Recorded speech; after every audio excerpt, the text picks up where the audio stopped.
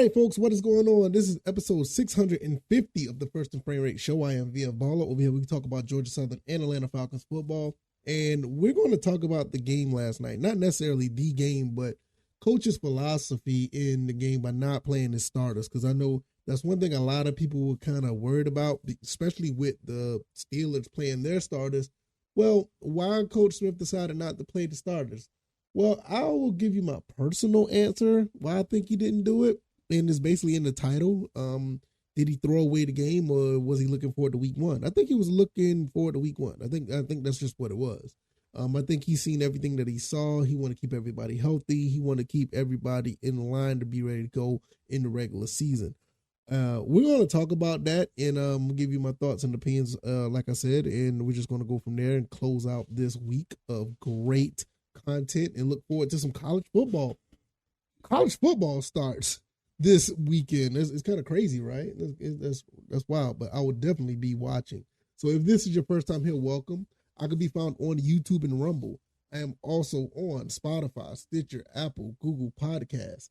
I will be dropping the Stitcher banner starting on Monday because we're not going to be on Stitcher probably by on the 29th. That we're dropping Stitcher because Stitcher is dropping itself. Is going to be moved on to XM Sirius. I think they bought them out, so all the podcasts over there won't be over there. And I'm going to find another avenue to put the podcast on so you guys could be more in tune with options. So we'll just go from there. So I can be found on X at VF Baller, and the website is firstandframerates.com, firstandframerates.com. So let's just go ahead and get into it. Yeah.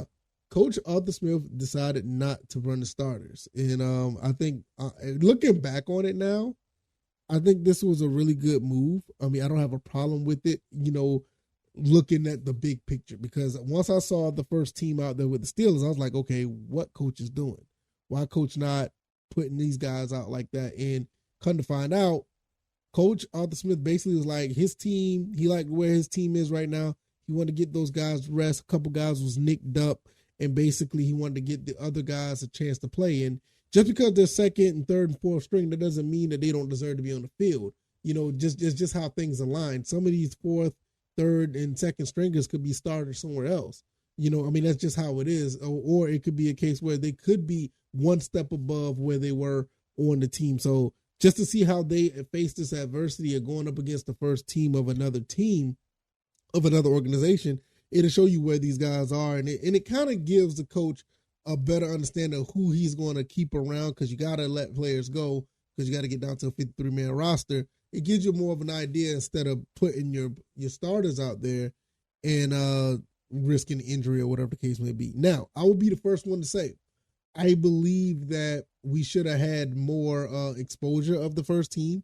That one drive they did have against the Bengals looked fairly good. Would like to see them have at least 2 or 3 more drives for the entire preseason, but nevertheless, you see how that went, and it just didn't playing out that way. So, Coach has his own philosophy of doing things, and I'm not knocking it. It is what it is. I mean, however you want to do it, that is fine, as long as these guys are healthy and ready to go against the Carolina Panthers week 1. Which, looking at the Carolina Panthers, which I don't want to get too far ahead of myself. I think the Panthers look okay. I did deem them as the biggest threat in the division, or even over the Saints. But I might be backtracking on that, because I think the Falcons could do some things against them. I mean, just by watching how those guys are playing. But I don't know. I mean, it's still preseason, so I don't know the full story, but that's just the vibe that I got. But nevertheless, this just goes to show, like, the coach has a lot riding on this season. That's just what it is at the end of the day. The coach has a lot riding on this season. If these guys aren't prepared and ready to go, we're starting with early injuries and we're behind the 8 ball, this season possibly could get out of hand really quick. So coach is trying to keep everybody intact to get ready for week 1, because if he doesn't get it right in this, if he doesn't get it right this year, it's going to be a lot of problems. I mean, there's just no way around it. I mean, you got to pass for the first 2 seasons because we had a lot of cap problems. We had a lot of issues when it came to personnel. We had to move a lot of people around, trade some people. get under the cap. We had to do a lot of things just to get these guys, get this team in order to where it is now. Now you got this team in order the way you want it. There's really no excuse for this team to get, I would say, at least 10 wins. You should go at least 10-7. I would like for this team to go 12-5, but you can't have another 7-10 season. To be quite honest, you can't have a below 500 season, in my opinion. All of these moves you made, this is why, all these moves you made, you got to be in a position to be over 500 this year. In my opinion, there's no other way around it. So with that being said, he's basically just protecting his players. And there's nothing wrong with that, in the big scheme of things. We as fans and we as, fans of the team, you want to be entertained and want to see these guys go up against other number ones, but there's a lot riding on this season. I mean, we just got to be honest and just look at it for what it is. There's a lot riding on this season. And with that being said, those guys were going to be sitting around. Did the coach throw away the game? You can make the case that he did. I mean, it was like, okay, I'm not going to risk it. I'm not even going to try to win this game. I just want to see what my backups can do, and we can get a big picture evaluation of all the guys that we have that aren't number ones, because the guys that aren't number ones, they're going to be the ones that's going to be, in some cases, you can even say the guys who aren't number ones or twos, they're going to be the ones that's going to, they're going to be the ones that's going to be evaluated, as far as who we keep, who we don't keep. So the strategy was cool. I get it. I'm not against it. But initially I was more like, what's going on here? So at the end of the day, it is, it's cool. We did get blown out 24-0, but it wasn't, I ain't gonna say it wasn't a meaningful game, because you do get a chance to get some evaluation and you do get a chance to see who is what. But to be quite honest, it didn't hold that much weight, because at the end of the day, we got to have these guys ready to go when it comes to week one. Anything could have happened. You could try to get Bijan Robinson out there. Something could have happened with him while he's running the ball, and then he's out for 6-7 weeks, possibly just destroying all the plans you had to establish a dynamic, running game, dynamic pass catching out the backfield. You could mess up a lot of things like that. Let's just say something would have happened to another one of our receivers. And yes, the receiver court looks pretty good, but you don't want nothing to happen.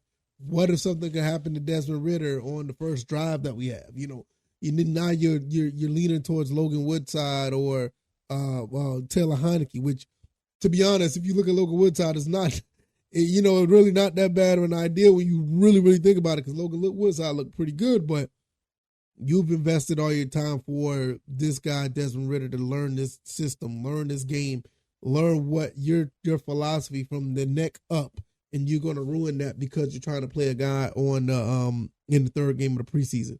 If that's the case, we would have been criticizing Coach Arthur Smith probably for the next, half of the season, probably the entire season. So I get it. So I'm not knocking it at the end of the day. But so that's what I'm gonna take from it. Did he throw away the game? Yeah, in a sense. But he's looking forward to week one, because there's a lot riding on this season. And it's a lot. A lot of people know it. People know it. Will there be a chance for him to draft Caleb Williams if things go wrong? You never know. Some guys are already looking forward to that, already. But it could be a possibility that Coach Arthur Blank be like, not Coach Arthur Blank, but owner Arthur Blank be like, forget it. Let's get rid of all of this. I gave you 3 seasons, and I gave you a situation to get rid of my quarterback to get cap space, and you still can't get over 7 wins. Yeah, that'd be a problem. So like I said, there's a lot riding on this, and Coach Arthur Smith have big expectations for this team and this organization, and him and Terry Fontenot. So they're protecting their team, and there's nothing wrong with that. So I want to get out of here. Let me know what you guys think. If you like this commentary, hit the like button, share this podcast, subscribe to the channel if you haven't already. Like I said, it was a smart move on the back end. At first, I was a little upset, but putting all the backups in for the last game while the Steelers played their first team is cool. There's a bigger fish to fry. I can be found on Spotify, Stitcher, Apple, Google Podcasts, also on YouTube and Rumble. The website is firstoframerates.com. And the things that don't make it to this show, I usually talk about those things on X at VF Baller. I will probably start putting more stuff over there because social media, man, I love it. It's good for content creating, but scrolling down that timeline, man, maybe it's me. I'm following the wrong people. I don't know. But then again, the For You side of X is. You guys enjoy your weekend. Hopefully, you guys get to see some good football. Hopefully, good football is on deck because it's been a while since we saw some real live action football and not just preseason. I'm talking about some real games that matter. And college football is about to do that.